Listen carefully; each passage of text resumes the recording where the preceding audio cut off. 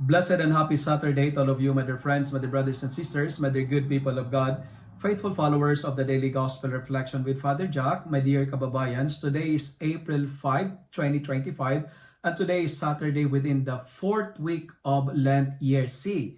Our Gospel for today is from the beautiful and the wonderful account of the Gospel of John, chapter 7, verses 40 to 53. I love the line of today's Gospel which says, and I quote, "Never has anyone spoken like this." End of the quote. In today's Gospel, the Pharisees wanted Jesus to be arrested because they thought his listeners were deceived by him. So they have divided opinions about Jesus. For them, Jesus is like a threat. So, a threat because they might lose their political power and position. They will lose their authority. And that's why they doubted his Davidic origin. 3 points that I would like to share with you today.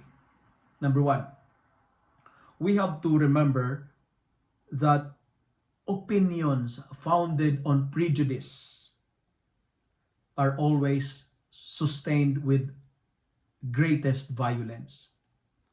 What I'm trying to say is this: prejudice is a disease.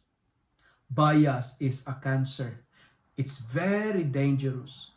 Sometimes our human opinions and personal biases blinded us the truth about God. And that what happened to the Pharisees. They have bias on Jesus. My dear friends, we are challenged today. Let us be cautious of our judgment towards others. Let us take a good look first at ourselves before we judge other people. And second point that I would like to share, I love what Nicodemus did. Why? Because he stand to defend Jesus. He was not afraid to take his stand. My dear friends, do not condemn people without first hearing them, without first knowing the fact. Everybody deserves a fair and just a trial. And it's good to ask ourselves this question: is there in our life whom we condemn without first listening to their side and without first listening to their story? And like Jesus, let our life be a sign of a contradiction. Today, our world, choose death, like promoting abortion, like promoting the legality of abortion, promoting euthanasia, promoting medical assistance in dying. Today, like Nicodemus, let us make a stand to defend, support, and promote life.